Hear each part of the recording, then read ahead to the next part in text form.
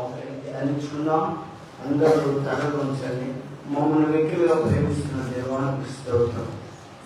మీ బిడ్డలు మీ అమూల్యమైన వాక్యం వినబోతున్నారు తండ్రి. ప్రతి బిడ్డలు గ్రహించి మీ వాక్యంతో నింపబడి స్వస్థత పొంది క్షేమంగా తమ గృహంలోకి వెలువరకు మీ చేతికి అప్పగిస్తున్నాం. దేవా, లైవ్ ఇంటిన కుటుంబాలను బిడ్డలందరినీ ఆశీర్వదించండి ప్రభా. మీ అమూల్యమైన లేఖనాలు బిడ్డలు గ్రహించినట్లు మీకు చూపమని, ఈ దేవుని అరువు చేసుకొని మీరు మహిమ పొందమని యేసు నామములో అతి వినయంతో ప్రార్థిస్తున్నాము తండ్రి. ఆమేన్.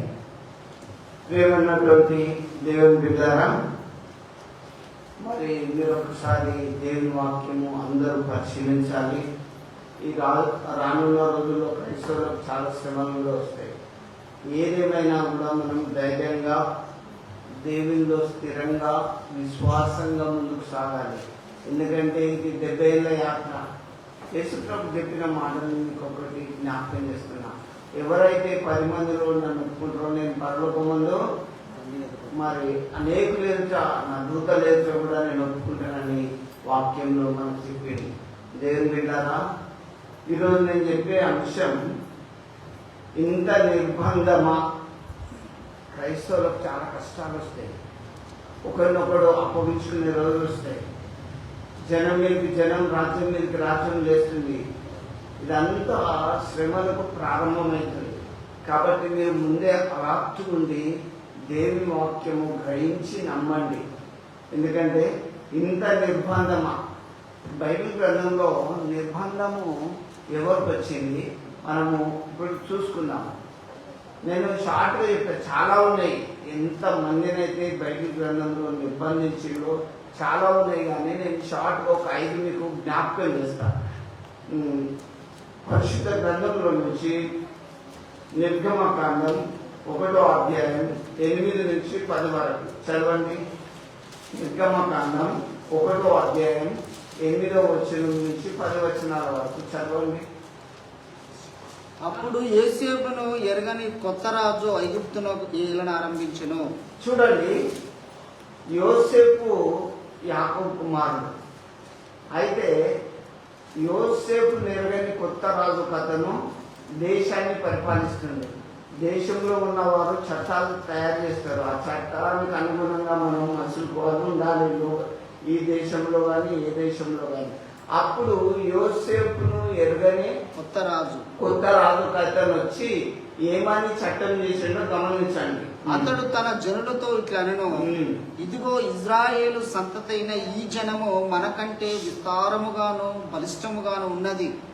చూడండి దేవుని బిడ్డలారా, ఈ యొక్క కొత్త రాజు ఒక ఆలోచనకు వచ్చింది. ఏంటంటే ఇశ్రాయేలీయులు చాలా ఎదిగిపోతారు, మనకంటే ఎక్కువ అవుతారు, వీళ్ళని ఎదగకుంటే ఏం చేద్దాం అని ఒక ఆలోచనకు వచ్చింది. ఇశ్రాయేలీయులను ఎదగనీయొద్దు. ఇశ్రాయేలీయులు అంటే దేవుని బిడ్డలు, వాళ్ళని ఎదగనీయొద్దు. ఏం చేయాలి, ఏం చట్టం చేద్దామని ఆలోచించిండు. అయితే వారు విస్తరింపకుండునట్లు మనము వారి ఎడల యుక్తిగా జరిగించుదుము. చాలా యుక్తిగా ఆ దేవుని బిడ్డలు ఎదగొద్దు. కాబట్టి యుక్తిగా తెలివిగా వాళ్ళని ఎదగకుండా చేయాలని ఒక రాజుకు ఒక ఆలోచన పుట్టింది. లేని ఎడల యుద్ధము కలిగినప్పుడు కూడా మన శత్రువులతో చేరి మనకు విరోధముగా యుద్ధము చేసి, ఒకవేళ యుద్ధాలు జరిగేటప్పుడు మన శత్రువులతో కూడా ఈ దేవుని బిడ్డలు వాళ్ళతో కలిసి పోరాడి మనకి అపజయం చేస్తారు. కాబట్టి వీళ్ళని యుక్తిగా త్రుటిలోనే తెంపివేయాలని ఒక ప్లాన్ వేసిండు రాజు. అయితే యుద్ధము చేసి ఈ దేశంలో నుండి వెళ్ళిపోదురేమో అనెను. కాబట్టి వారి మీద పెట్టిన భారములలో వారిని శ్రమ పెట్టటకు వ్యక్తి పనులు చేయించుచు అధికారులను వారి మీద నియమింపగా, చూడండి వీళ్ళకు ఈ దేవుని బిడ్డల మీద వ్యక్తి పనులు చేయించాలి. మీకు షార్ట్గా చెప్తా. వ్యక్తి పనులు అంటే ఇటుకలు తెప్పియాలి. గర్భిణీ స్త్రీలని చూడకుండా కూడా బురద దొక్కిపించి ఆ మట్టి తెచ్చి ఇటుకలు తెప్పియాలి. మళ్ళీ ఆ ఇటుకలు కారడానికి కొయ్యకాలు గడ్డి వాళ్ళే తెచ్చుకోవాలని చాలా అన్ని భారం అంతా దేవుని బిడ్డల మీద పెట్టిండు. ఎందుకంటే వీళ్ళు బాగా విస్తరించిపోతారేమో, వీళ్ళు ఒకవేళ మనకు ఆపోజిట్ అయి విరోధులు అవుతారేమో మనతో యుద్ధం చేసి మనంలా మన విరోధుల పక్షంగా ఉండి మనంలా ఓడగొట్టి వీళ్ళు వెళ్ళిపోతారేమో అని చెప్పి ఆ రాజు ఒక యుక్తిగా ఆలోచించి స్త్రీలని పురుషులను చూడకుండా వెట్టి పనులు చేసే పని దేవుని బిడ్డలో పెట్టిండు ఆ రాజు.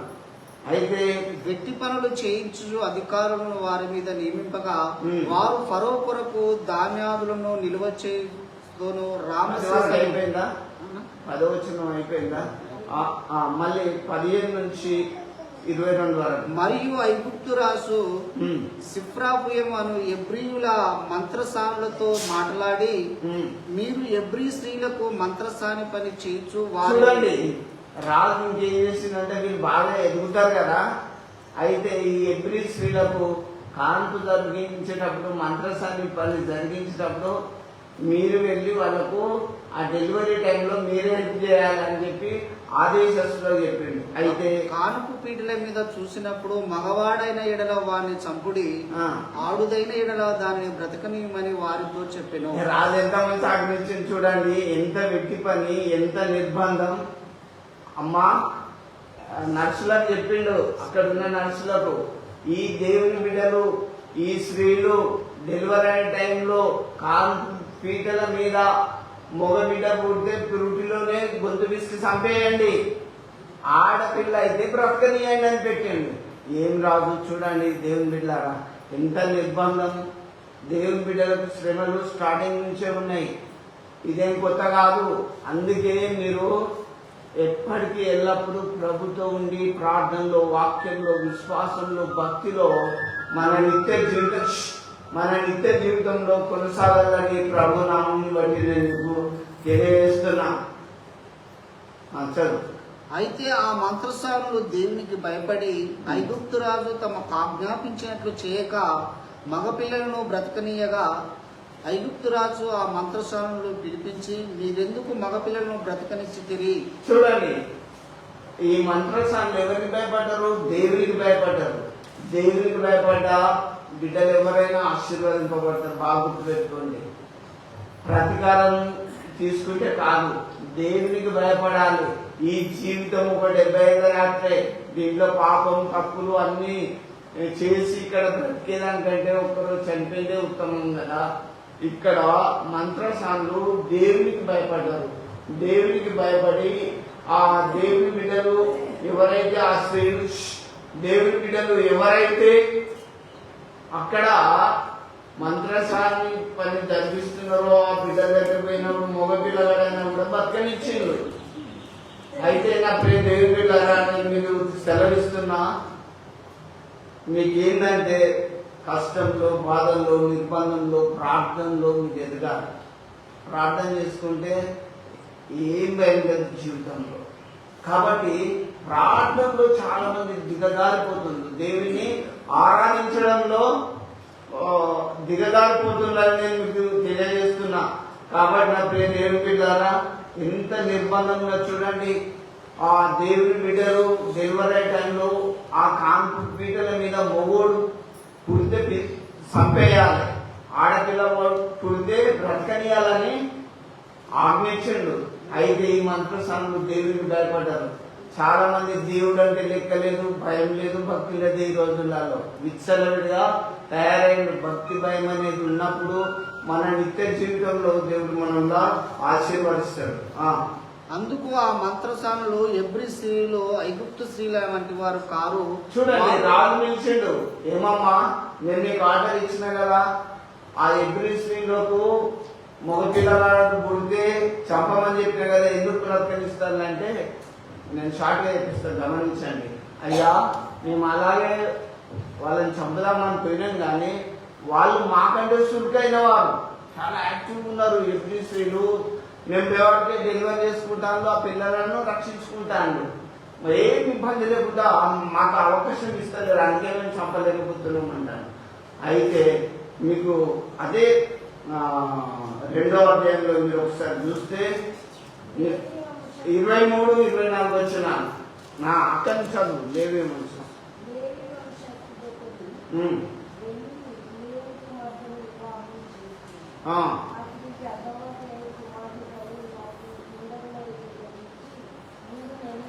చూడండి, ఒక తల్లి ఏం చేసిందంటే ఎబ్రీ స్త్రీలు ఒక అబ్బాయిని కన్నది, కానీ మంత్రసాన్ని రాకముందు ఆ పిల్లోని చక్కగా సెట్ చేసుకొని అల్లరి కాకుండా ఇంకా భద్రంగా దాచింది. ఎన్ని నెలలు? 3 నెలలు దాచింది. 3 నెలలు దాచినాక పిల్లోడు రోజు పెద్దగైతే ఏడవడం, ఆ పక్కింటి వాళ్ళు ఎవరికన్నా రాజు చెప్పినా కూడా వచ్చి చంపేస్తాడు. అంతే, అంత నిర్బంధం అన్నట్టు. ఆ దేవుని బిడ్డలు అక్కడ ఉంటే ఖచ్చితంగా మగ పిల్లగాడు ఉంటే చంపడమే. ఇక ఆర్డరే ఇచ్చే, ఆడపిల్ల అయితే బతకనియండి, మగ పిల్లగాడైతే కురికిలోనే బిస్కి వేయమని ఆర్డర్ ఇచ్చిండు. కాబట్టి ఈ తల్లి భద్రంగా 3 నెలలు పెంచింది. పెంచినాక పిల్లోడు రోజు రోజు పెద్ద అయితే ఏడుస్తుంటే ఏమైంది? కంటిన్యూషన్ చేయండి.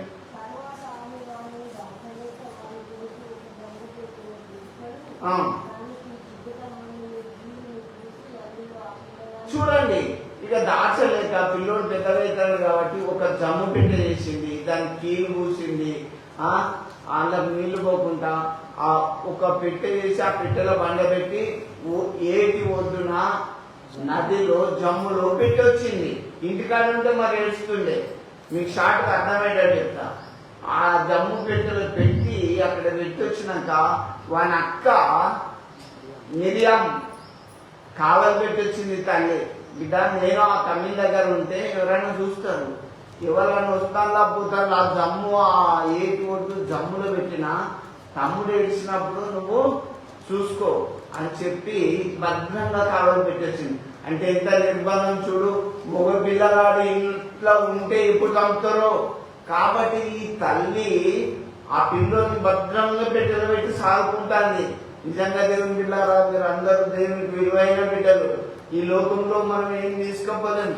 నిజమైన దేవుని తెలుసుకొని విశ్వాసులై ప్రార్థన పరులై ఉండండి. ఏ దేవుని గుడారమో సమీపించారు.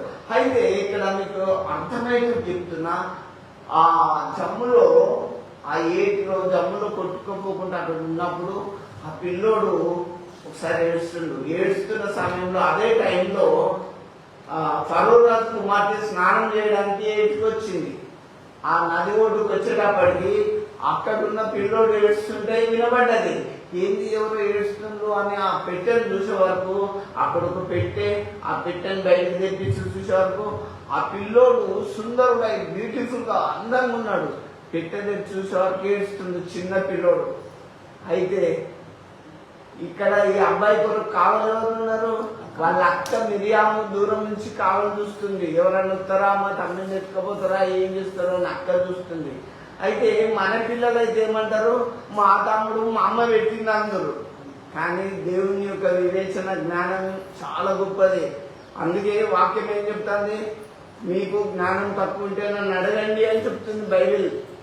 మీకు ఏ జ్ఞానం, దేవాన జ్ఞానం కావాలంటే సొలొమోనుకి ఎంత జ్ఞానం ఇచ్చింది దేవుడు. అట్లా ఆ అమ్మాయి ఆ మిరియాం ఉరికొచ్చి ఆ పెద్ద రాణి ఆమెతోటి ఏం భయపడకుండా పిక్క జంకకుండా ఏమంటుంది? అమ్మా, ఈ బాలుని పెంచడానికి ఊర్లోకి వెళ్ళి నీకు ఒక దారిని పని మనిషిని తెద్దునా తేనా అని చెప్తాండి. ఇక్కడ మీరు అందరూ వాక్యాన్ని గమనించాలి. మా తమ్ముడు అని చెప్పలేదు, మా అమ్మ ఇక్కడ నన్ను ఉంచింది అని చెప్పలేదు. కానీ ఈమె ఎంత తెలివిచ్చింది? మీ కొరకు ఈ బాలుని పెంచడానికి ఊర్లోకి వెళ్ళి ఒక పని మనిషిని తీసుకురా నా అమ్మ అన్నది. ఆమె మనసుకి మాత్రం సందేహం లేకుండా చెప్పేసింది మిరియాం. నేను మీకు చెప్తున్నా, మీ పిల్లలు జ్ఞానవంతులు, బుద్ధిమంతులు, వివేకులుగా వివేచన కలిగి బ్రతకాలంటే దేవుని భయంలో, భక్తిలో, విశ్వాసంలో పెంచినప్పుడు అవుతారు. విచ్చలవిడిగా పెరిగితే కాదు. చర్చిస్తున్నాయి ఎందుకనుకుంటే మనిషి ప్రవర్తన, భక్తి, విశ్వాసంగా ఉండడానికే అయ్యగారులు, పాస్టర్లు బోధిస్తారు. కానీ ఇలా పిల్లలు చెడిపోతారంటే తల్లిదండ్రులే కారకులు. ఈ మిరియాం చక్కగా రాణితో చెప్తుంది, అమ్మా నేను ఊర్లోకి వెళ్తా, నీ కొరకు ఒక పని మనిషిని తీసుకురానమ్మా ఈ పిల్లగాడిని పెంచడానికి అని చెప్పింది. ఆమె దగ్గర పనికత్తలు కూడా ఉన్నారు, కానీ వెళ్ళి తీసుకురాపా అని చెప్పింది. పనికత్తలకు చెప్పలే, ఈ అమ్మాయికే చెప్పింది. ఎందుకంటే ఈ మాట ఆమెను అట్రాక్ట్ చేసింది, పట్టుకున్నది. దేవుని బిడ్డలారా, వెంటనే పోయింది, తల్లిని తీసుకొని వచ్చింది. మరి ఇంకో పరిమాణాన్ని తీసుకురాలే, అమ్మ రానొచ్చింది ఇట్లా అనగానే ఆ పిల్లోడు ఆ పిట్టను చూసినప్పుడు చాలా సుందరుడై అందంగా ఉన్నాడు. ఆ తల్లి వచ్చింది, ఆ రాగానే ఆమెకి ఇంకా వేరే ఆలోచన రాకుండా ఫరూక్ మాత ఏం చెప్పిందంటే, ఇదిగో ఈ పిల్లోని తీసుకొని పోయి నువ్వు నీ ఇంట్లో పెంచు, పాలు మర్చేదాకా దానికి పాలు ఇచ్చుకుంటూ పెంచు. ఒకవేళ పాలు మర్చినాక తీసుకొచ్చి నా రాజనగరంలో ఇద్దరు నుంచు. ఎంత చూడండి, ఇరుకులో దేవుడు విశాలత కలిగజేస్తాడు. ఎన్ని నిర్బంధాలు వచ్చినా, ఎన్ని ఆటుపోట్లు వచ్చినా క్రైస్తవ జీవితంలో భయం లేదు. బాగా గుర్తుపెట్టుకోండి, అక్కడ ఈ దేవుని బిడ్డలు విస్తరించిపోతారని మగ పిల్లగాడు పుడితే పురిటిలో చంపేయాలని ఆజ్ఞించిన భయం ఉన్నదా? ఇప్పుడు ఈ యొక్క మిరియాం తల్లి వచ్చి ఆ పెట్టెలో ఉన్న బాబుని తీసుకుని ధైర్యంగా ఎత్తుకున్నది. ఎవరన్నా ఇప్పుడు ఏమన్నా అంటారా? ఏమన్నారు? తీసుకపోయింది ఇంటికాడ పెంచుతాంది, పాలు ఇచ్చి పెంచి పాలు మర్చినాక తీసుకుపోయి రాజనగరంలో ఫరూక్ మాతకు అమ్మాయి ఇదిగోని కుమారుడాన్ని ఇచ్చింది. అప్పుడు నేను నీటిలో నుంచి దాన్ని తీసిన కాబట్టి దానికి ఏం పేరు పెడుతున్నా? మోషే అని పేరు పెడుతున్నా అని చెప్పి మోషే అని పేరు పెట్టాడు. దేవుని బిడ్డారా, దేవుని ప్రణాళిక ప్రతి ఒక్కరి మీద ఉంటది. ఈ మోషే ఆ రాజనగరంలో అన్ని విద్యలు అన్ని నేర్చుకున్నాడు. అన్ని రాజనగరంలో రాజు ఇంట్లో శ్రేష్టమైన భోజనం అన్ని విద్యలు నేర్చుకున్నాడు. దేవుని ఆశ్రయించిన వారికి ఏదైనా తక్కువ ఉంటుందా? ఇప్పుడు ఈమె ఇన్నేళ్ళు చిన్నోడిని పాలు మర్చేదాకా రాలిందంటే 2 years వరకు పట్టొచ్చు దాదాపు. అంత చక్కగా పెంచిందంటే భయం ఏమని ఉన్నదా? మళ్ళా ఈయనను పెంచడమే కాదు, నెల నెల జీతం. ఎంత చూడండి, జీవితంలో ఎప్పుడు కలవరపడద్దు. మీ చింత యావత్తు ఆయన మీద వేయాలి. ఎంత నిర్బంధం ఉన్నా, ఏ పరిస్థితులు మనకు ఎదురొచ్చినా భయపడద్దు. మగ పిల్లగాడు పుడితే ఇప్పుడు తగ్గే అవకాశం ఉన్నదా? ఇతనికి అంతకుముందు ఈమె భయపడ్డది, కానీ రోజు ప్రార్థనలో విశ్వాసంలో ఉన్నది. అక్కని కావాలని చక్కగా ఏటిలో పెట్టొచ్చే ఆలోచన దేవుడు ఆమెకి ఇచ్చిండు. నీవు ఈ జీవితంలో ఎప్పుడు కృంగిపోవద్దు. రోగం వచ్చినా భయపడొద్దు, సమస్యలు వచ్చినా దిగులు పడొద్దు. ఎప్పుడు నిరాశ నిస్పృహతో ఉండదు. మోషేను నీటిలో నుంచి కాపాడిన దేవుడు నిన్ను మర్చిపోతాడా? నీవు ఆయన సొత్తు కాదా? ఏ డాక్టర్ అనే ఈ క్రియేషన్, ఈ రూపం ఇచ్చిండా మనకు? బాబు, దేవుడు చక్కగా మనల్ని చేసి భూమికి పంపిస్తే మనం అన్ని పెట్టుకొని సమస్యలు తెచ్చుకుంటాం. కానీ దేవుని మీద ఆధారపడ్డ జీవితం ఎప్పుడు కూడా వ్యర్థం కాదని నేను తెలియజేస్తున్నా. ఇంకోటి, ఆడపిల్ల పుడితే బ్రతకనియండి, మగ పిల్లగాడు పుడితే చంపేయండి అని ఒక నిర్బంధం అప్పుడు ఆ దేశంలో ఉన్నది. ఆ రాజు అట్లా చెప్పినా కూడా మోషేను దేవుడు సురక్షితంగా కాపాడిండు. ఇంకొక రాజు ఏం చెప్పిండు?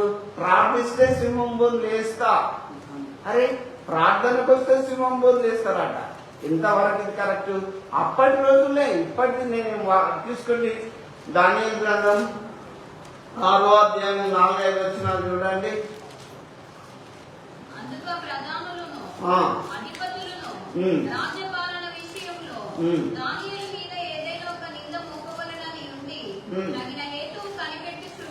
చూడండి, దానియేలు రోజు ప్రార్థన చేసేవాడు. రోజుకు 3 సార్లు ప్రార్థన చేసుకుంటాడు దానియేలు. క్రైస్తవ జీవితంలో ప్రార్థన అనేది ఉంటే మన జీవితంలో ఏ సమస్యలు వచ్చినా పోతాయి. ప్రార్థన లేకపోతేనే సమస్యలు. దానియేలు మీద ప్రధానులు, అధికారులు ఏదన్నా నింద మోపాలని చూస్తాను. అయితే ఆయన ఏ నిందలు కూడా దొరకడు. ఎన్ని నిందలు మోపినా ఆయన సెట్ కావు. ఆయన మీద ఏ నేరం మోపినా ఆయన చేయలేడు ఆ తప్పు. మళ్ళీ చదవమ్మా, చదువు.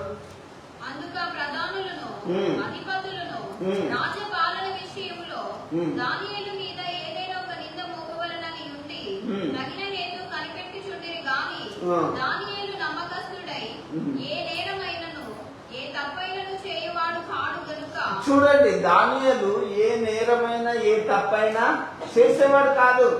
నేనేం చెప్తున్నా, మనం ఎప్పుడైతే తప్పు చేస్తామో మన ముఖంలో కళ తప్పిపోతుంది. బాగా గుర్తుపెట్టుకోండి. మనము నిజాయితీగా ఉన్నప్పుడు, విశ్వాసంగా ఉన్నప్పుడు, భక్తిగా ఉన్నప్పుడు ఏ తప్పు ఎవ్వరు మన మీద ఇట్లా వేసినా కూడా మనకేం కాదు. వింటుందా? ఈయన యథార్థంగా ఉన్నాడు దానియేలు. అయితే ఏం జరిగింది? కంటిన్యూషన్ చేయమ్మా. చూడండి, దానియేలులో ఏ తప్పు ఏ లోపం లేదు. ఏం నిన్న ముక్తదిగా. అయితే మీరు 7వ వచనం నుంచి చదువు. రాజ్యము ప్రధానులు, సేనాధిపతులు, అధిపతులు, మంత్రులు, సంస్థానాధిపతులు అందరూ కూడి రాజొక ఖండితమైన చట్టము స్థిరపరచి దాన్ని శాసనముగా చాటింపజేయునట్లు యోచన చేసి, ఎట్లనగా 30 దినముల వరకు నీ యొద్ద తప్ప మరి ఏ దేవుని యొద్దనైనను మానవుని యొద్దనైనను ఎవడును ఏ మనవియు చేయకూడదు. చూడండి, ఈ రాజులు ప్రధానులందరూ ఈ ధాన్యాలు ఎక్కడ దొరుకుతుందంటే ప్రార్థనతో రోజు చేస్తారు కదా. కాబట్టి ధాన్యాల మీద ఎట్లా దొరికించుకోవాలని ప్రధానులు ఏం చేసిందంటే, రాజా మీరు ఒక ఆర్డర్ పాస్ చేయండి. ఏంటంటే మీరు తప్ప ఏ దేవుని కూడా ఎవ్వరు ఎక్కడ ప్రార్థన చేయొద్దు. ఈ భూమి మీద ఎవ్వరికి ప్రార్థన చేయొద్దు, ఏ మనుషులు చేయొద్దు అని చెప్పి ఒక శాసనము, ఒక ఆర్డర్ బుక్ చేసింది. అయితే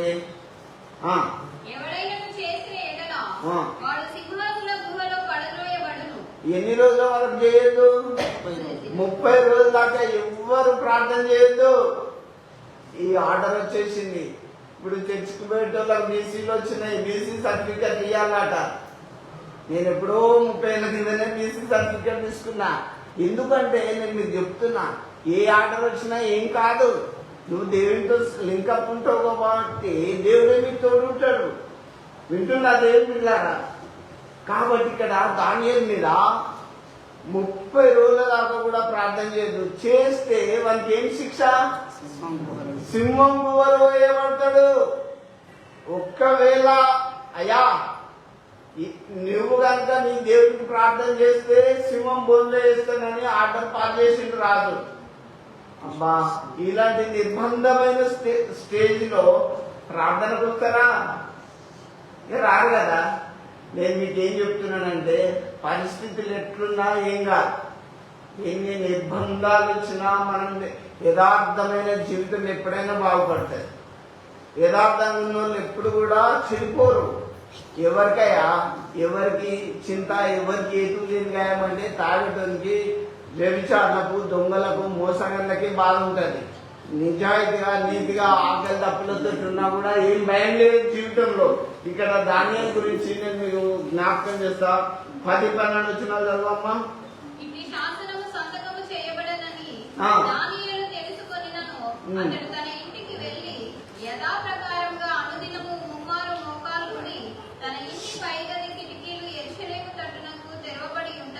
చూడండి, శాసనం అయింది. 30 రోజుల దాకా ఎవరు ప్రార్థన చేయొద్దు. చేస్తే ఎక్కడేస్తారు? సింహాల గోలు వేస్తాడు రాజు. శాసనం మీద సంతకమైనా కూడా దానియేలు ఏమన్నా భయపడ్డా? యథావిధిగా పోయి తన ఇంటి పై అప్స్టేర్ మీద కిటికీలు తెరిచి తన దేవునికి యథావిధిగా ప్రార్థన చేస్తుండు. అయితే కొంతమంది ఏం చేసింది తెలుసా? అబ్బో దానియేలు ప్రార్థన చేస్తుండు, దొరికిందిగా, మనం రాజు కప్పచెప్పాలి. అమ్మా, అలాంటి నిర్బంధమైన స్థితిలో దానియేలు ప్రార్థన చేసిండు. మీరు ఏ స్టేజ్ లో ఉన్నా, ఎక్కడున్నా దేవుని ప్రార్థించండి. దానియేలు అయితే శాసనం మీద సంతకం పెట్టినా కూడా ప్రార్థన చేస్తుండు.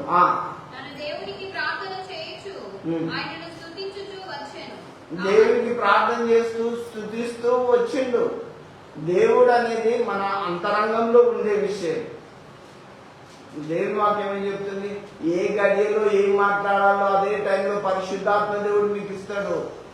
వింటున్నా? మనం ఏం కలవరపడాల్సింది లేదు జీవితంలో. దేవుని లోతైన మర్మాలు తెలుసుకోండి. దానియేలు ఏమన్నా నిర్బంధం, శాసనం మీద సంతకం వచ్చేసింది, దేశం మొత్తం చెప్పేసిండు ఎవరికి ఏ దేవునికి ప్రార్థన చేయొద్దంటే దానియేలు యథావిధిగా తన ఇంటికి పోయి కిటికీలు తెచ్చుకొని తన దేవునికి రోజు 3 సార్లు ప్రార్థన చేస్తుండు. అయితే 16 నుంచి చదువు. అంతటా రాజు ఆజ్ఞయ్యగా భద్రోతులు దానియేలును పట్టుకొని పోయి సింహముల గుహలో పడద్రోసిరి. చూడండి, దానియేలు ప్రార్థన చేస్తానని దానియేలు మీద కొంతమంది కంప్లైంట్ ఇచ్చిండ్రు. నేను చూసినాం, మీరు రాజా మీరు మీ శాసనాన్ని లెక్క చేయలేదు, మీరు పంపిన శాసనాన్ని లెక్క చేయకుండా మరి దానియేలు తన ఇంటికి పోయి ప్రార్థన చేస్తుంటే మేము చూసినాం. కాబట్టి మీరు ఆ శాసనంలో శిక్ష ఏం పెట్టిండ్రు? సింహం బోన్లు వేయాలని పెట్టిండ్రు. కాబట్టి ఇప్పుడు దానియేలు ఇప్పుడు ఎక్కడికి పోవాలి? సింహాల బోన్లు పోవాలి. అయితే చదవమ్మ మళ్ళీ. సింహముల గుహలో పడద్రోసిరి. పడద్రోయగా రాజు, నీవు అనుదినము తప్పక సేవించుచున్న నీ దేవుడే నిన్ను రక్షించునని దానియేలుతో చెప్పాను. చూడండి, వీళ్ళ ఫోర్స్ ఎక్కువ ఉన్నది. అందరూ రాజు దగ్గరకు తీసుకుపోయి దానియేలు మీద చాలా ఫోర్స్ గా పెట్టి, రాజా మీరు ఒక శాసనం పెట్టిండు, మీరు అన్నమాట మీరు నిలుపుకోవాలి కదా, ఈ దానియేలు ప్రార్థన చేస్తుంటే మాకు దొరికిండు, మేము చూసినాం అన్నప్పుడు తీసుకుపోయి సింహాల బోన్లో వేసిండు. అప్పుడు రాజు దానియేలు ఏమంటాడు? దానియేలు నీవు అనుదినము సేవిస్తున్న నీ దేవుడే నిన్ను రక్షిస్తాడు అని చెప్పింది. అయితే 12వ వచనం నుంచి చదవమ్మా.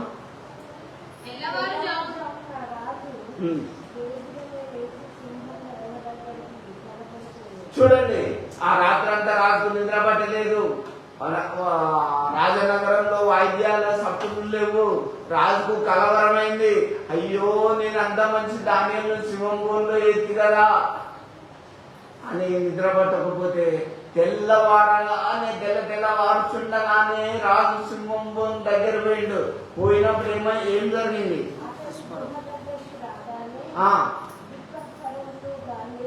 రాజుకి ఇప్పుడు దుఃఖ స్వరంతో బాధతో పిలుతాడు. దానియేలు దేవుని సేవకుడు అయిన దానియేలు అని పిలుస్తుండు. రాజు తెలుసుకున్నాడు, జీవం గల దేవుని సేవకుడమైన దానియేలు నువ్వు ఎట్లున్నావు అని అడుగుతాడు. గుహ దగ్గరికి పోయి సింహాల బోన్లో పడ్డాడు అన్న బతుకుతాడా? దగ్గర నుంచి పాము వస్తుందంటే మనం ఎంతో దూరం పరిగెత్తుతాం. సింహాల బోన్లో పట్టుకపోయి లోపలేసి మూత పెట్టేసిండు. కానీ ఆ రాత్రంతా నిద్రపట్టలేదు. జీవం కలిగిన దేవుని సేవకుడైన దానియేలు అని, జీవం కలిగిన దేవుడు అని తెలుసుకున్నాడు రాజు. మనము విశ్వాసంగా ఉంటే జీవితంలో రాజులను రాజ్యాలను కదిలిస్తానయ్యా, యేసు సింహాసనాన్ని కట్టుదునయ్యా, యేసయ్యా నా మొరవినవా, యేసయ్యా చెయ్యి పట్టుకోవా. చాలు, మనము రాజులను రాజ్యాలను మనలో నుంచి వారు తెలుసుకోవాలంటే మన జీవితంలో యథార్థత ఉండాలి. దేవుడు రాజు ఏమన్నాడు? జీవం కలిగిన దేవుని సేవకుడమైన దానియేలు నీ దేవుడు నిన్ను రక్షింపగలిగిన అంటే రాజు చిరంజీవి ఎవరు కాక, రాజా నా దేవుని దృష్టికి నేను ఏ తప్పిదం చేయలేదు. ఆ దేవుడు తన దూతను పంపి సింహాల నోరు మూసిండు. అది నాకు ఏ హాని చేయలేదు రాజా అని చెప్పి దేవుని బిడ్డారా సింహాల నోరు మూసిండు. అందుకే నేనేమంట, 1000 మంది ఒక ప్రక్క 10,000 కుడి ప్రక్క, 1000 మంది ఒక ప్రక్క 10,000 కుడి ప్రక్క, కూలిన ధైర్యంబు చెడనీయాను, కూలిన ధైర్యంబు చెడనీయాను, యేసు ప్రభు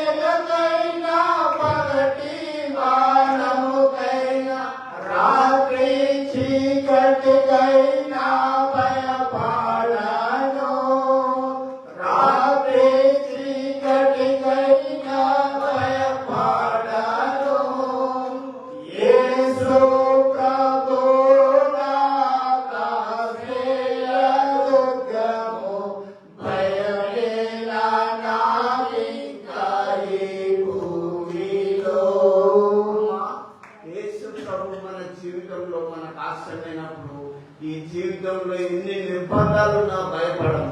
సింహం బోలు ఇంత భయపడ్డా వెంటనే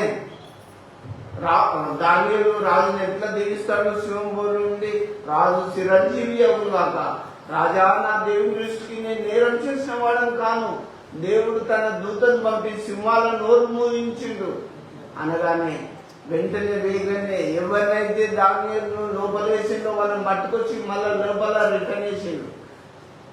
పడంతో వాళ్ళను ఎట్లా కొరికేసినాయి? నువ్వు పిండి కొరికేసినాయి. దేవుని బిడ్డలారా, నేను మీకు చెప్తున్నా, దేవునిలో యథార్థత్వము, నమ్మకము, విశ్వాసంగా బ్రతికినలోకి ఈ జీవిత యాత్రలో ఎప్పుడూ భయం లేదు. ఎంత నిర్బంధాలు పెట్టినా ఏమైతుంది? ఈ పుట్ట కొరకు మనం కష్టపడితే రాదా మనకు? దీని కొరకే కదా ఈ నిర్బంధాలు. ఎవరు ఇంకోటి కూడా నేను మీకు జ్ఞాపకం చేస్తా, విగ్రహానికి మొక్కకపోతే కూడా షడ్రక్ మేషక్ అబేద్నెగోలను అగ్నిగుండంలో వేసిండు. ఒకసారి దానియేలు గ్రంథం 3వ అధ్యాయం తీసుకోండి. 3వ అధ్యాయం 14, 18 వచనాలు చదవండి. షార్ట్ గా చెప్పేస్తా. వారితో ఇట్లా శత్రుకు మేషాకు అబేద్నెగో, మీరు నా దేవతలను పూజించుట లేదనియు నేను నిలవబెట్టించిన బంగారు ప్రతిమకు నమస్కరించుట లేదనియు నాకు వినబడినది. అది నిజమా? బాకాను పిల్లల గ్రోవిని, పెద్ద వీణను, సింఫోనియాను, విపంచితను, సకల విధములకు వాద్యధ్వనులను మీరు దిను సమయంలో సాగిలపడి నేను చేయించిన. చూడండి, నెబుకద్నెజర్ ఒక ఆర్డర్ పెట్టిండు. నేను ఇక్కడ ఒక పెద్ద విగ్రహం పెడుతున్నా, ఇక్కడ మ్యూజిక్స్ అన్ని పెడుతున్నా, ఆ మ్యూజిక్స్ విన్నప్పుడు అందరూ కూడా దానికి మ్రొక్కాలి. మొక్కమన్నప్పుడు ఈ ముగ్గురు షడ్రక్ మేషక్ అబేద్నెగోలు మొక్కలేదు. మొక్కకపోతే కొంతమంది ఏం చేస్తారు? నువ్వు ప్రార్థన పోతావు కదా, దేవుని కదా అని చెప్పి వీళ్ళ మీద రాజు చెప్పింది, రాజా మీరు విగ్రహం పెట్టినప్పుడు ముగ్గురు నెబుకద్నెజర్ రాజు పోయి చెప్తున్నారు ఏమని? షడ్రక్ మేషక్ అబేద్నెగోలు అని ముగ్గురు మీరు పెట్టించిన విగ్రహాన్ని మొక్కలేదు, మీ ఆర్డర్ కూడా వీళ్ళు లెక్క చేస్తలేదంటే రాజుకు మరీ కోపం ఎక్కువ వచ్చి 700 గుండం ఎక్కువ చేసిండు. ఇప్పుడు మామూలు అగ్నిగుండం వేస్తానని ఆర్డర్ పాస్ చేసిండు. అంత నిర్బంధం. ఎవరైతే నేను పెట్టిన విగ్రహాన్ని మొక్కరు వాటిని ఎక్కడేస్తా? అగ్నిగుండంలో వేస్తాను. ఆ అగ్నిగుండం ఎంత చేసిండు? ఇప్పుడు రాజు కోపం వచ్చింది, నా ఆర్డర్నే లెక్క చేయవా, నేను ఇచ్చిన ఆర్డర్కు నువ్వు మొక్కవా అని చెప్పి 700 గుండం ఎక్కువ చేసినప్పుడు వీళ్ళు ఒక మాట అంటారు. ఏమంటారు? రాజా మేము మాత్రం మొక్కం, మేము ఆరాధించే దేవుడు రక్షించే సమర్థుడు. ఒకవేళ ఆయన రక్షించినా రక్షించకపోయినా సరే మేము మాత్రం మొక్కం అన్నారు. విశ్వాసం అంటే అది, విశ్వాసం అంటే అది. కాబట్టి దేవుని బిడ్డలారా, రాజు కోపం వచ్చి 700 ఎక్కువ చేసిండు. 700 ఎక్కువ చేసినప్పుడు తీసుకుపోయి వీళ్ళు మొక్కలేదు కాబట్టి బండ్రావుతులు వచ్చి వీళ్ళని తీసుకుపోయి ఎక్కడ వేసిండు? అగ్నిగుండంలో వేసిండు. 18 వచ్చిన 3:19. రాజా ఈ దేవతలను మేము పూజింపమనియు నీవు నిలవబెట్టించిన బంగారు ప్రతిమకు నమస్కరింపమనియు తెలుసుకొనుము. అందుకు నెబుకద్నెజరు అత్యాగ్రహము నొందినందున షద్రకు మేషాకు అబేద్నెగో అను వారి విషయంలో ఆయన ముఖము వికారం ఆయన. రాజాని భయపడుతున్నారు. రాజాన్ని పెట్టిన మొక్కలే మొక్కం అని చెప్పినప్పుడు రాజు ముఖం చిన్నపుచ్చుకున్నాడు. నేను ఇంత పెద్ద రాజు ఏంది, రాజ్యాన్ని పరిపాలించడం ఏంది, నేను పెట్టిన విగ్రహానికి మొక్కకపోవడం ఏందని ముఖం చిన్నపుచ్చుకున్నాడు. గుళ్ళ వేడంతా ఎక్కువ చేసిండు. అయినా కూడా ప్రియమైనటువంటి దేవుని బిడ్డలారా, వెంటనే తీసుకుపోయి వాళ్ళు అని వేసిండు. అగ్నిగుండంలో ఏపించిండు. రాజు తలుచుకుంటే దెబ్బలకు కొనువా? ఆర్డర్ అధికారం ఉన్నప్పుడు ఇష్టం ఉన్నట్టు చేయొచ్చు కదా. ఇటునండి, అధికారం ఉన్నప్పుడు ఇష్టం ఉన్నప్పుడు చేయొచ్చు కదా అనుకొని ఇష్టం ఉన్నట్టు చేస్తాడు. వీళ్ళ ముగ్గురిని పట్టుకొని పోయి అగ్నిగుండంలో వేసిండు. వేయగానే 4వ రూపం వారి మధ్యలో ఉన్నది. ఆ వచనాలు అవన్నీ మీరు చూస్తే మీకు వ్రాయబడి ఉంటది. దేవుని బిడ్డలారా, నేను మీకు ఒకటే జ్ఞాపకం చేస్తున్నా. 4వ రూపం చూస్తే రాజుకు ఆశ్చర్యమైంది. ఏంటి మేము వేసింది ముగ్గురునే కదా, షడ్రక్ మేషక్ అబేద్నెగోనే కదా వేసింది. 4వ వాడి రూపము దేవతల రూపం పోలినది ఎట్లొచ్చిందో అని చెప్పి చూసినప్పుడు మళ్ళీ రాజుపోయి ఆ ముగ్గురిని బయటికి తీయండి అని చెప్పినప్పుడు తీసినప్పుడు వాళ్ళని పరిశీలించినప్పుడు ఒక వెంట్రుక కూడా కమర్ వాసన రాలేదు. దేవుడు ఆశ్చర్యకాడు. అప్పుడు రాజు ఒక ఆర్డర్ కూడా పాస్ చేసిండు, వీరి దేవుడు వీరి దేవుడే పూజారుడు, నేను పెట్టించిన విగ్రహం కాదు అని రాజు ఒప్పుకున్నాడా. దేవుని బిడ్డారా, విశ్వాసంలో అన్నిట్లో మనం గట్టి ఉంటే రాజులు రాజ్యాలు సైతం దేవుని తెలుసుకుంటారు. భారతదేశం అంతా ఇవాళ దేవుని వాక్యం క్రైస్తవ సువార్త ఎట్లా ప్రకటించింది? తోమ వల్లనే కదా. తోమ ఒక్కడు వచ్చి ఇక్కడ అడ్డు పెడితేనే కదా దేశమంతా ప్రాగిపోయింది. దేవుని నిత్యమైన సత్యమైన సువార్త జనాలందరికీ అంటిపోతుంది. ఇక్కడ చూడండి, రాజులు అందరు నమ్మిండు. ఈ రాజే సాక్ష్యం ఇస్తుండు, వీరి దేవుడు పూజారుడు, ఇలాంటి దేవుడు లోకమంది ఇంకొక దేవుడు లేడు అని చెప్పి నెబుకద్నెజర్ రాజు ఒప్పుకున్నాడు. మళ్ళా వెంటనే ఆర్డర్ పాస్ చేసిండు, వీరి దేవుడు నిజమైన వాడని చెప్పి చేసిండు. ఎన్ని నిర్బంధాలు వచ్చినా, అగ్నిగుండంలో వేసిన, సింహం బోర్లో వేసిన, వీళ్ళు ఏమైనా తప్పుకున్నారా? మనమైతే కులం మీకు లేకపో అంటే భయపడతాం. బిడ్డలా, దేవుని బిడ్డలారా, మీకు ఒక్కటే చెప్తున్నా, ఎన్ని నిర్బంధాలు వచ్చినా యేసుతో కలిసి సాగిపోతాం. నే సాగేద యేసునితో నా జీవిత కాలమంతా, నే సాగేద యేసునితో నా జీవిత కాలమంతా, యేసుతో నడిచేదా, యేసుతో నడిచేదా, యేసుతో నడిచేదా, యేసుతో నడిచేదా, పరమును చేరగానే వెళ్ళేదా, పరమును చేరగానే వెళ్ళేదా, ఆగకు వలె సాగేదా, నీ సాగేద యేసునితో నా జీవిత కాలమంతా. ఇన్ని నిర్బంధాలమ్మా. మగ పిల్లలు పుడితే చంపాలి, ఆడపిల్ల పుడితే బ్రతకనియాలి, అదొక నిర్బంధం. సింహం బొందులో వేయాలనే నిర్బంధం, దాన్ని భయపడ్డా. విగ్రహానికి మొక్కాలనేది ఒక నిర్బంధం. ఇన్ని నిర్బంధాలు వచ్చిన దైవజనులను చూడు, వారి విశ్వాసాన్ని చూడు, మన భక్తి విశ్వాసాలు వాళ్ళకు మనకి ఎంత డిఫరెన్స్ ఉన్నాయో ఒక్కసారి వచ్చి. ఇంకోటి చెప్తా, మత్తయి సువార్త 2వ అధ్యాయం 16 నుంచి 18 వరకు తీసి పెట్టుకోండి అమ్మా.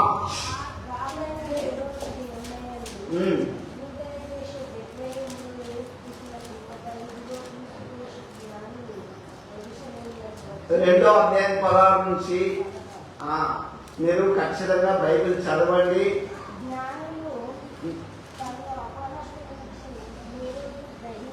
చూడండి, జ్ఞానులు తను అపాసించరని ఏ రోజు రాజు తెలుసుకొని,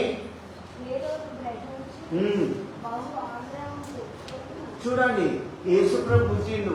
యేసుప్రభు పుట్టినప్పుడు జ్ఞానం పోయింది కదా. యూదుల రాజుగా పుట్టిన వాడు ఎక్కడున్నాడు? అయ్యా మేము దర్శిస్తామంటే రాజుకు కలవరమైంది. అరే, నా రాజ్యంలో ఇంకో రాజు పుట్టడమే నన్ను కలవరమైంది.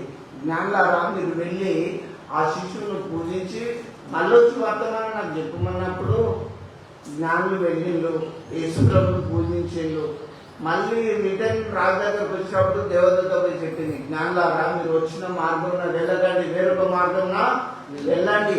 ఎందుకంటే ఏ రోజు రాజు ఆ శిశువును చంపాలని చూస్తున్నాడు అని చెప్పింది. అప్పుడు రాజు ఒక నిర్బంధం తీసుకొచ్చింది. ఏంటి తెలుసా? ఆహా, జ్ఞానులు నన్ను అపహాసించి వేరొక మార్గంలో వెళ్ళిపోయింది కదా.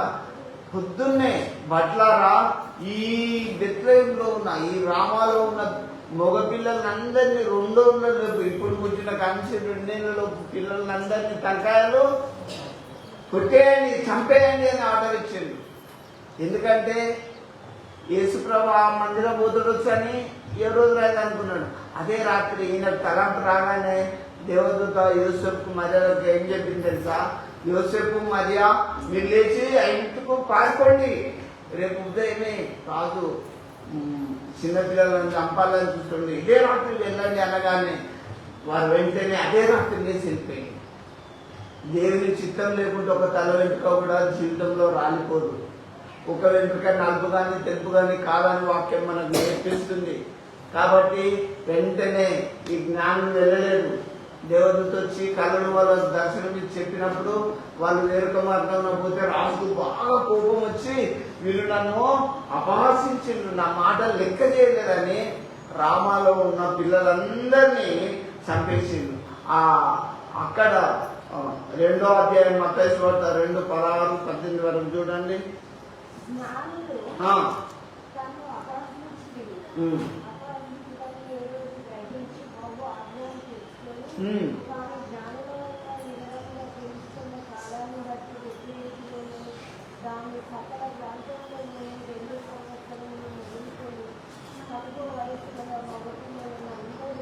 చంపించి చూడండి, జ్ఞానం మోసం చేసిపోయిందని ఆ బెత్లెహేము ఆ పక్కనున్న గ్రామాల్లో ఉన్న పిల్లలందరినీ 2 నుంచి ఇంకా కిందికున్న పిల్లలందరినీ ఈ రోజు రాజు కనిపించండి.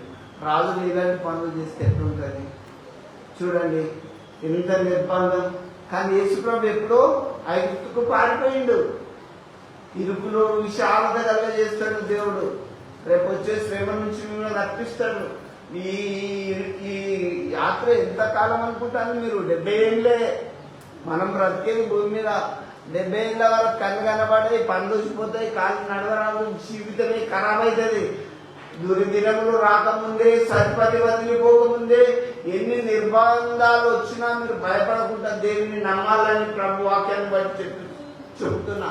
చూడండి, సింహం పురులు వేసిన వేస్తామన్న దానికి భయపడ్డా, మగ పిల్లగాన్ని పుట్టి చంపమన్న రాజుకు భయపడ్డారా ఎబ్రిసీలు? లేదు. ఇంకా ప్రార్థిస్తే మరి అగ్నిగుండంలో వేస్తా విగ్రహాన్ని మొక్కపోతారంటే భయపడ్డారా? చూడండి దేవుని బిడ్డలారా, ఒక్కటి చెప్పినట్టు ముగిస్తా. యేసు ప్రభుకు కూడా సిల్వకేసిండు. ఏం తప్పు చేసిండు? ఒకసారి యోహాను సువార్త తీసుకోండి, 19వ అధ్యాయం 4-7 వరకు చదవండి, నేను ముగిస్తా. పరిశుద్ధ గ్రంథంలో నుంచి యోహాను సువార్త 19వ అధ్యాయం 4-7 వరకు. ఇదిగో ఈయన యందు ఏ దోషంలో నాకు కనపడలేదని మీకు తెలియనట్లు ఈయనను మీ యొద్దకు వెలుపలికి తీసుకొని వచ్చుచున్నానని వారితో అనెను. రాజు చెప్తాడు యేసు ప్రభును, ఈయన యందు నాకు ఏ దోషం కనపడలేదు, నేను ఎట్లా సిల్వకెత్తా అని అన్నాడు. అయితే ఆ ముళ్ళ కిరీటము ఊదారంగు వస్త్రమును ధరించిన వాడై యేసు వెలుపలికి రాగా పిలాతు, ఇదిగో ఈ మనుషుడు అని వారితో చెప్పెను. ప్రధాన యాజకులు బంట్రోతులు ఆయనను చూసి సిలువ వేయమని కేకలు వేయగా పిలాతు ఆయన యందు ఏ దోషము నాకు కనపడలేదు అదే చెప్తాడు. అందరూ ప్రజలు ఏమంటారు? ఈయనను సిలువ వేయాలి, సిలువ వేయాలి, ఊదా రంగు వస్త్రాలు, ముళ్ళ కిరీటం పెట్టిండు, సిలువ వేయాలి, సిలువ వేయాలని ప్రజలు అరుస్తాండు. 10 ఆడు మాట 10 గరదేలు ఒక్కడాడు మాట ఎంత లేదు చెప్పు. ఒక్కడు పలికిన మాట నెరవేరుతుందా? వాళ్ళంతా జనాలంతా కేకలేస్తాను, యేసుప్రభుని సిలువ వేయాలి, సిలువ వేయాలంటే ఆయన రాదే. ఈయన యందు నాకు ఏ దోషం కనబడలేదు, ఏ తప్పు చేయలేదు, ఎట్లయ్యా అంటాడు. ప్రజలంతా సిలువ వేయాలంటాడు. నిర్బంధం, ప్రజల యొక్క నిర్బంధం. రాజైన పక్షం ఉన్నా కూడా అక్కడ సిలువ వేయమంటాడు. ఆఖరికి యేసుప్రభుని తీసుకుపోయి సిలువకైతే యేసుప్రభు చచ్చిపోయి 3వ రోజుకు లేచిండా లేదా? ఈయన నిజంగా దైవ కుమారుడు అనే అధికారులు లోకమంతా తెలుసుకున్నారు. ఆయన నిజంగా దైవ కుమారుడే. ఆ దేవుని మీరు మర్చిపోకండి, విడిచిపోకండి. కష్టంలో, రోగంలో, బాధలో, శోధంలో, దుఃఖంలో దేవుని మర్చిపోగా ఎన్ని నిర్బంధాలు వచ్చినా యేసు వైపు చూస్తూ జీవిత యాత్రలో సాగిపోదాం. ఈ కొద్ది వాక్యంలో దేవుడి మీ వెనుకల్లో ఆశీర్వదించను గాక. ఆమేన్. ప్రార్థించుకున్నాం. మమ్మల్ని మిగిలిగా ప్రేమిస్తున్న దేవాన్ని స్తోత్రం. అయ్యా నేను అందాలున్నా తండ్రి, మేము నీ వైపు చూస్తూ సాగిపోయేవాడిని దయచేయండి దేవా. కొద్ది మాటలను వారి వెనుకలో దీవించండి. మీలో స్థిరంగా ఎదుగుతూ చూపమని పరిశుద్ధాత్మ దేవా, విన్న బిడ్డలందరినీ, లైవించిన కుటుంబాలందరినీ ఆశీర్వదించమని, నీతో జీవితం గడిపే భాగ్యం ప్రతి ఒక్కరికి దయచేయమని, మా రాష్ట్రాన్ని, దేశాన్ని పరిపాలిస్తున్న అధికారులను అందరినీ మీ స్వాధీనంలో ఉంచుకొని స్వస్థపరిచి దీవించమని దేవా. మా దేశం క్షేమము నెమ్మది కలిగి ఉండుట కృప చూపమని యేసు నామములో ప్రార్థిస్తున్నాము తండ్రి. ఆమేన్.